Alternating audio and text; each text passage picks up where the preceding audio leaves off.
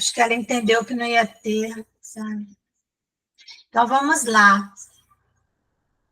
Vamos continuar nossos estudos. Nós estamos, então, no capítulo 26 do Evangelho, dai gratuitamente o que gratuitamente recebestes. Estamos aqui no item 5, mercadores expulsos do templo. Então, é aquela passagem que ela é um pouquinho, vamos dizer assim, ela é interpretada de acordo com o nosso descontrole, de acordo com a forma que nós, humanos, nos indignamos, né? Então, vamos ler aqui para depois nós analisarmos. Eles vieram em seguida a Jerusalém. E Jesus, entrando no templo, começou por expulsar dali os que vendiam e compravam. Derribou as mesas dos cambistas e os bancos dos que vendiam pombos. E não permitiu que alguém transportasse qualquer utensílio pelo templo. Ao mesmo tempo, os instruía, dizendo... Então, ele instruía, ele ensinava. Não está escrito, minha casa será chamada casa de oração por todas as nações? Entretanto, fizestes dela um covil de ladrões. Os príncipes dos sacerdotes, ouvindo isso, procuravam meio de o perderem, pois o temiam, visto que todo o povo era tomado de admiração pela sua doutrina. Marcos 11, 15 a 18, Mateus 21, 12 a 13. Jesus, item 6, expulsou do templo os mercadores. Condenou assim o tráfico das coisas santas, sob qualquer forma. Qualquer forma. Deus não vende a sua bênção, nem o seu perdão, nem a entrada no reino dos céus. Não tem, pois, o homem o direito de lhes estipular preço. Então, quando Jesus expulsa os mercadores do templo, nós vemos muitas pessoas interpretarem que Jesus teria pegado um chicote, às vezes vemos nos filmes, né? Pegado um chicote e saiu pegando aquelas gaiolas cheias de pombo, cheias de aves para sacrifícios, e quebrando tudo, derrubando as mesas, né? Todo cheio de cólera. Entretanto, isso é absolutamente incompatível com o autocontrole que Jesus tem. Então, o que será que causou esse tumulto todo naquele ambiente? Com certeza, a indignação de um anjo, né? Que Jesus é um anjo, de um homem santo. Então, quando uma pessoa com grande autoridade moral começa a falar, ela fala com grande energia, né? Com uma energia serena, só que essa energia contraposta àquela energia sombria que estava ali, porque ali, se havia mercadores, havia dinheiro, se havia dinheiro, havia ladrões, haviam aqueles que vendiam para além do lucro, e então aquilo era transportado no tempo de um lugar para outro. Imagina a confusão e a bagunça que era. Então, é como quando nós vamos numa feira, né? As vibrações, elas são vibrações assim bem rasteiras mesmo, né? Vamos dizer assim, aquele barulheira, gente falando. Então, se de repente vem uma voz com autoridade moral que se contrapõe, ocorre imediatamente um choque vibratório. Esse choque vibratório, vindo da boca de Jesus, vindo daquela energia dele, vamos imaginar o que isso causou. É como se fosse uma tempestade que aconteceu ali, magnética, não é? Uma tempestade magnética. Então, aquilo se revirou tudo, mas não que ele tivesse tocado em nada. Vamos dizer assim, né? Aquelas gaiolas, elas se arrebentaram por si mesmas, assim, porque elas estavam presas por energias incompatíveis com a energia da autoridade de Jesus. Então, aquelas pessoas, elas não conseguiam articular nada, nenhuma reação. Quando ele fala, minha casa será chamada casa de oração por todas as nações, não está escrito, então ele está falando da lei de Moisés, que todos conheciam, mas a entonação que ele deu, né? Vamos imaginar a Sexta Sinfonia de Beethoven, aquela que faz tchan, tchan, tchan, tchan, já ouviram? Da, da, da, da, né? Imagina isso tocado, né? Numa acústica imensa, quer dizer, existem notas musicais que quebram cristais. E Jesus, na verdade, ele não falava, não sei se vocês sabem disso, Jesus cantava. A voz de Jesus tinha uma entonação tão bela que não poderia ser chamada de voz. Quando ele falava, saía música. Ele falava com música. Então, quando ele colocava na voz uma entonação, vamos supor aí, né? De um Beethoven, né? Mas muito mais do que um Beethoven, né? Da, né? Então, não havia o que se contrapusesse a isso, né? Nós, às vezes, vamos ouvir uma ópera,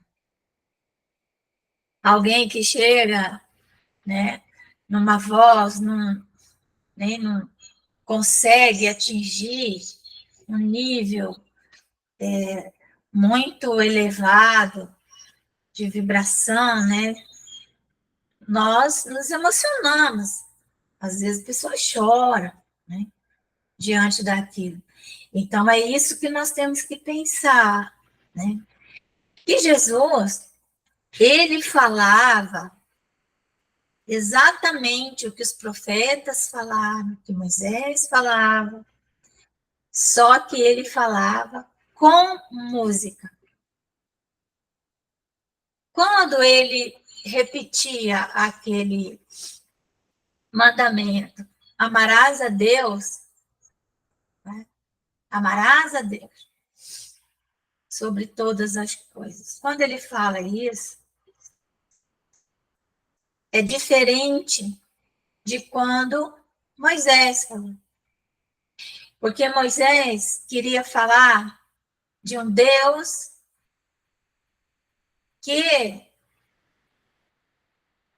de um Deus violento, de um Deus que punia, de um Deus de justiça. Então, era impositivo. O mesmo verbo, só que era assim, amarás a Deus. E até hoje, nós vemos essa fala em igrejas e templos, amarás a Deus, o Deus do temor, né? O Deus de Israel. Então, o Deus de Israel é um Deus particular deles. Não é o Deus de Jesus.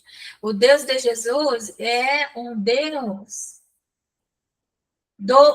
vamos dizer assim, do uno, do uníssono. é o Deus verdadeiramente único. Presta atenção nisso, um Deus único. Porque o Deus de Israel ainda não é o Deus único. Porque tem o Deus de Israel, tem o Deus dos árabes, tem o Deus, não é? Do chinês, tem o Deus do japonês.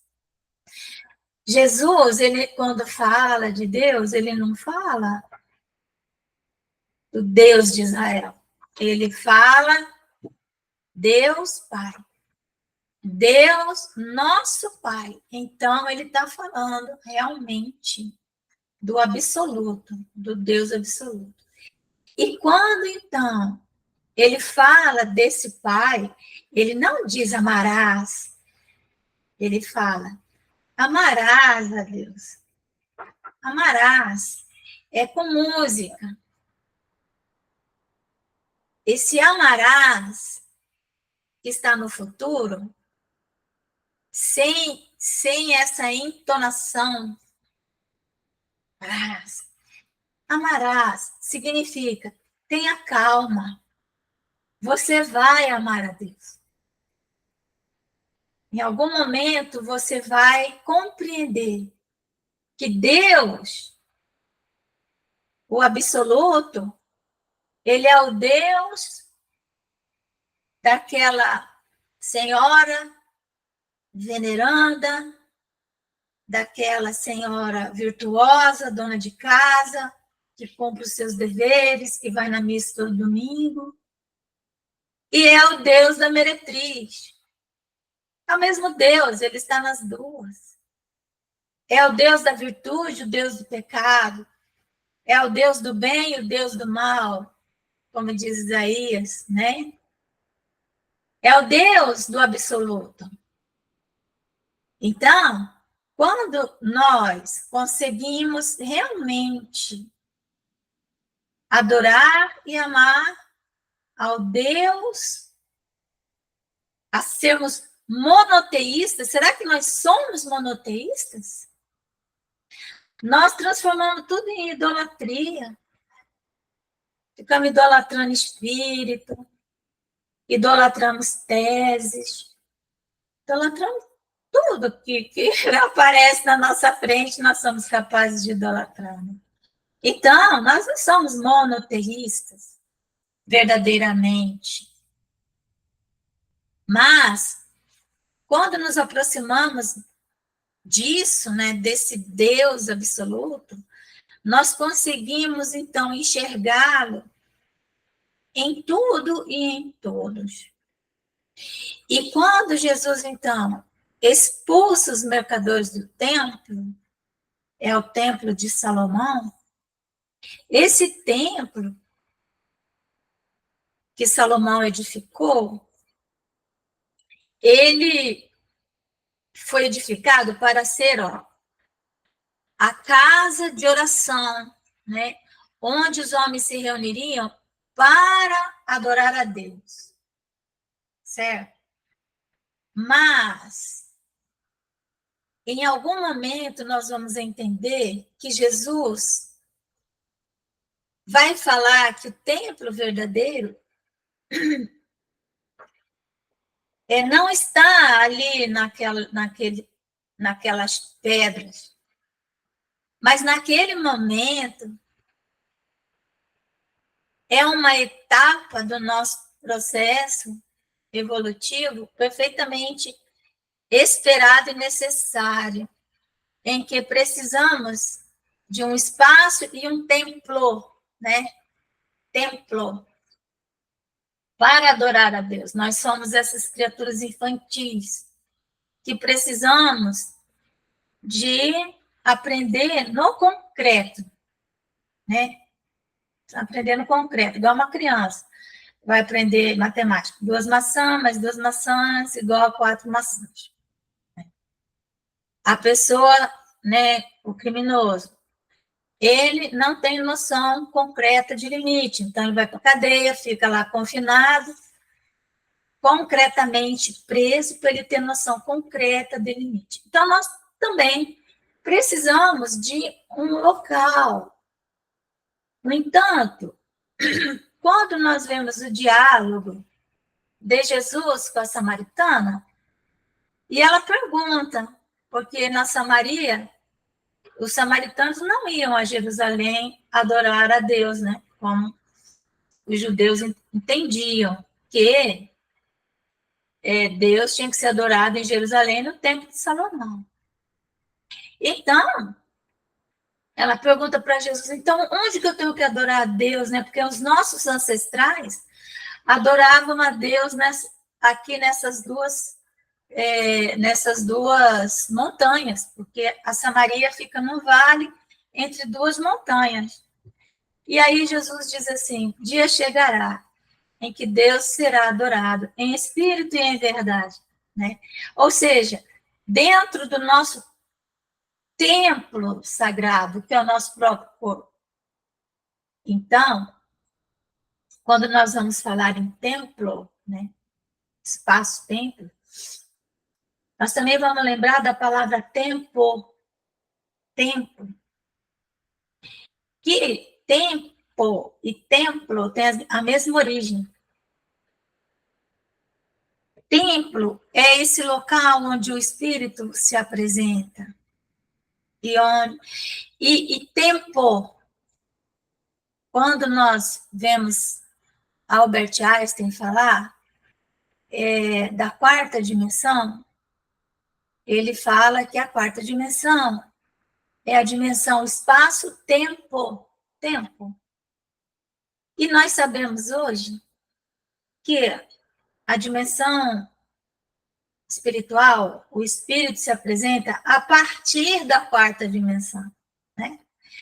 Então, quando Jesus fala em espírito e em verdade, ele está dizendo que não há lugar para Deus ser adorado e não há um templo, há um tempo. Que dia chegaria que nós adoraríamos Deus no eterno, no infinito, num tempo absoluto, né? Mas, neste momento aqui, Jesus está dando uma grande lição para almas infantis, né? E ele, então, usa de toda a sua autoridade moral e expulsa esses vendilhões do templo. E veja que no texto está assim, ó, ao mesmo tempo os instruía, quer dizer, ele ensinava, estava ensinando, né? Com isso, ele estava querendo dizer que as coisas santas não podem ser comerciadas.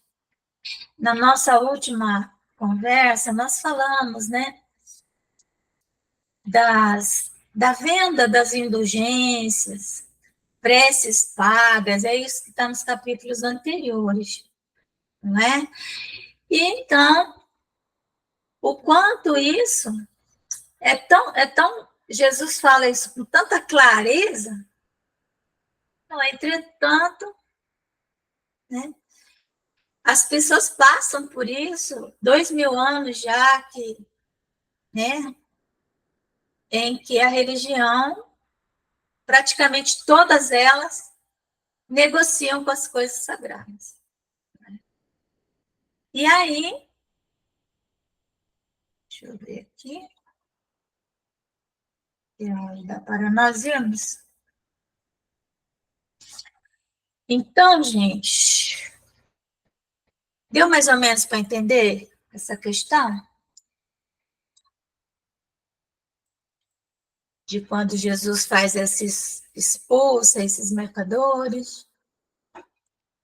Dá sim. Estás entendendo? Uhum. Estamos entendendo.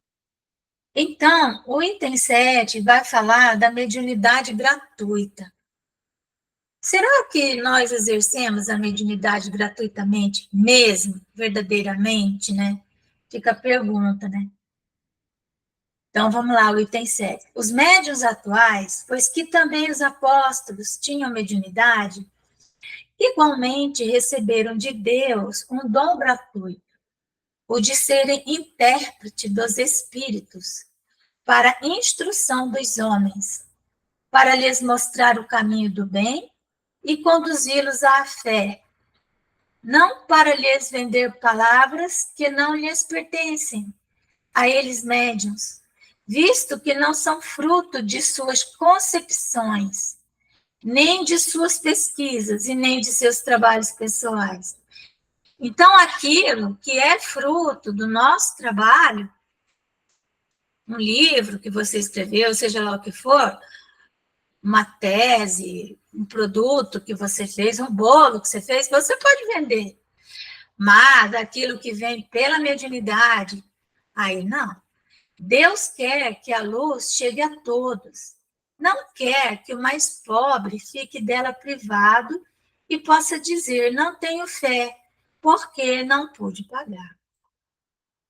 Não tive o consolo de receber os encorajamentos e os testemunhos de afeição dos que pranteiam, né, daqueles por quem choro, porque sou pobre. Tal a razão porque a mediunidade não constitui privilégio e se encontra em toda parte. Fazê-la paga seria, pois, desviá-la do seu providencial objetivo. Então, aqui entra, né, aquilo que nós temos falado e refalado, e não vamos nunca parar de falar, de qualquer evento espírita que seja pago. Qualquer, não estou falando de eventos para arrecadar fundo, onde você vai prestar um serviço, você vai fazer uma comida, vai vender aquela comida, é diferente. Estamos falando aqui de eventos que tenham conteúdo espírita, ainda que seja uma linha espírita. Você não tem o direito de vender isso.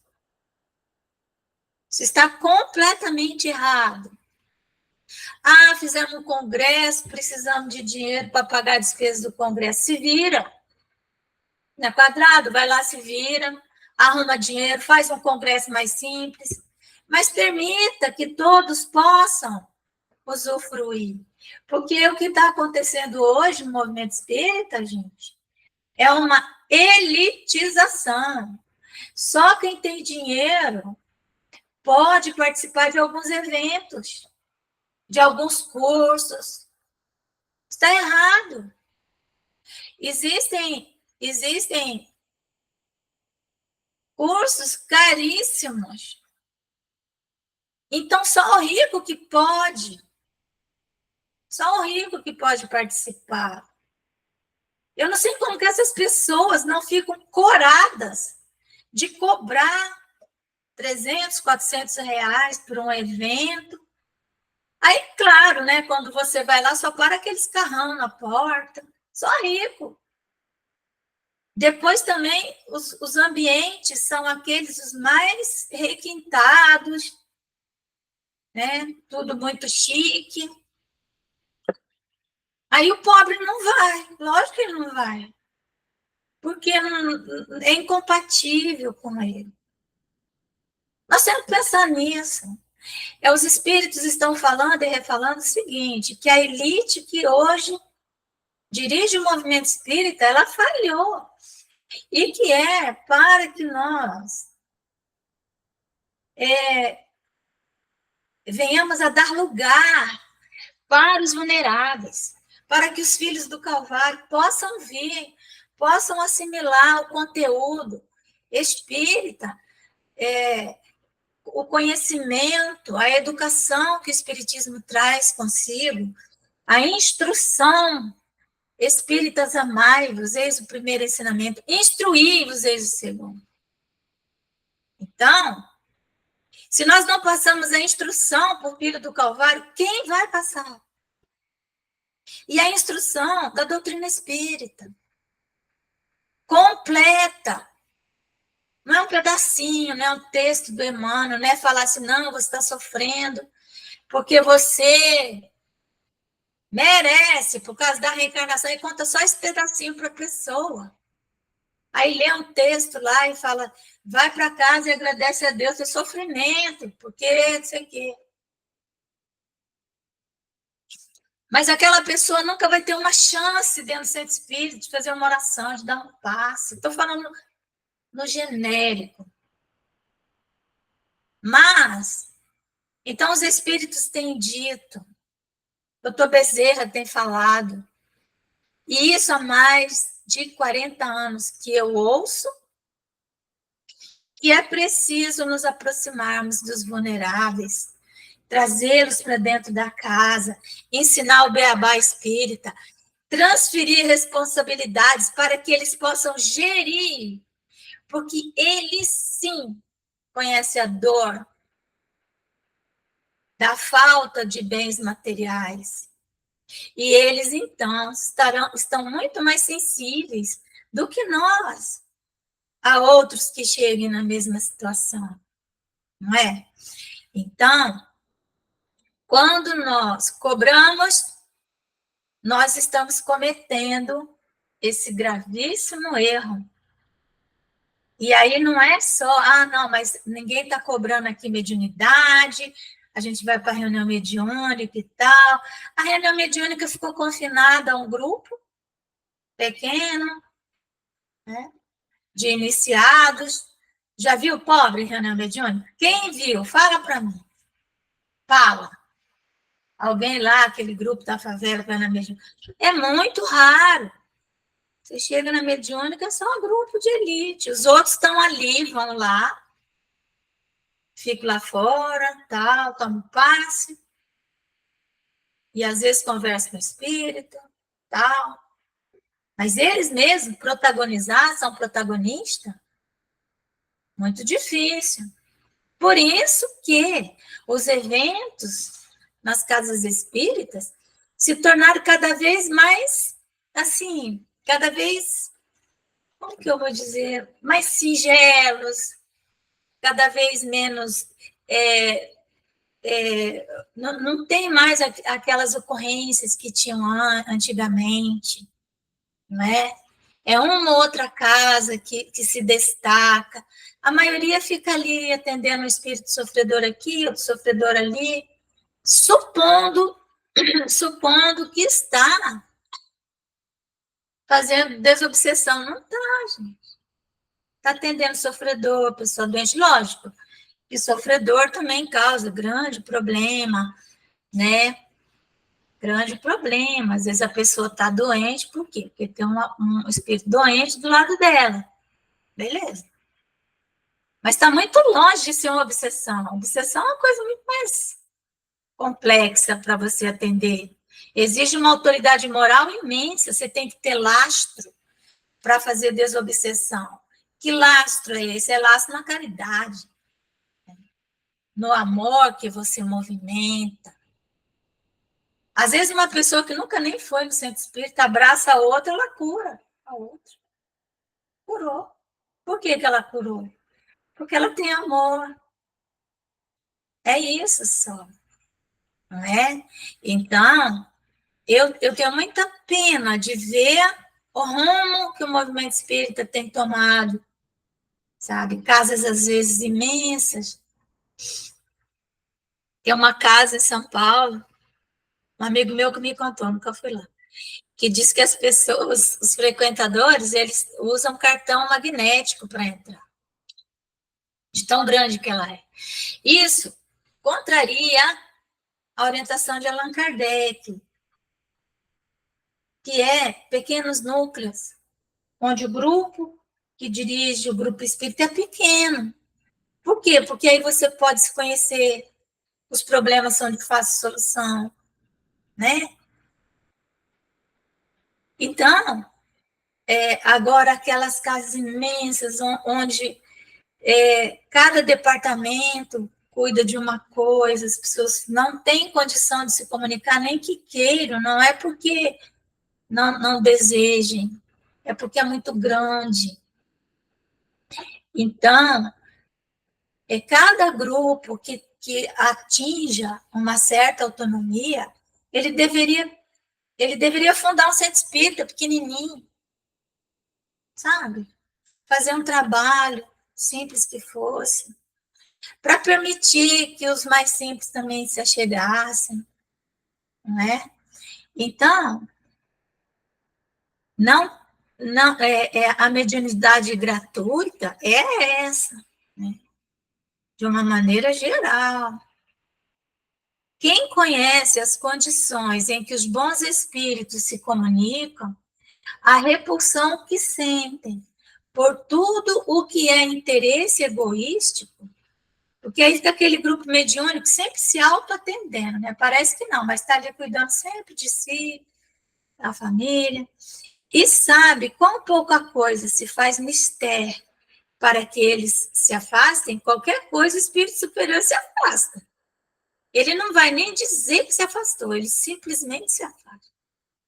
Jamais poderá admitir que os espíritos superiores estejam à disposição do primeiro que apareça e os convoque a tanto por sessão. Então, não é porque nós vamos lá nos reunir mais, Senhor, rogamos a presença dos espíritos superiores, não é isso não que vai trazer isso.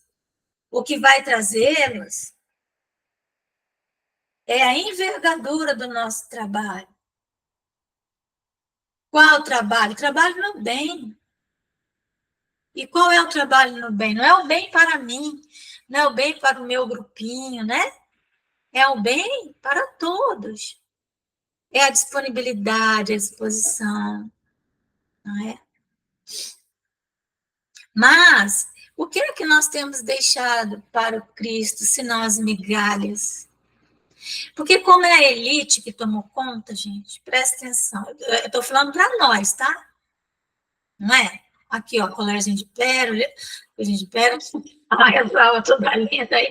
É a elite que hoje, né, lidera. O que acontece? Então, a maioria dos líderes, eles estão muito envolvidos com os seus trabalhos, com as suas questões familiares, com as suas fortunas que precisam ser administradas. Eu ouvi uma vez uma pessoa falando assim para mim, né? Ela estava horrorizada com o que tinha acontecido com uma família, dizendo o seguinte, que uma companheira espírita tinha herdado da mãe uma escola espírita. A mãe tinha desencarnado, a mãe era espírita, manteve essa escola a vida inteira, e aí a filha herdou, né? E aí essa pessoa estava me dizendo assim, que os tempos eram outros, tinha mudado, nós não éramos mais como os pioneiros, e que então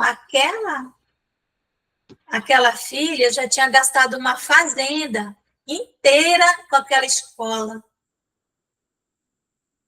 Uai, mas ela herdou a escola e herdou a fazenda também, né?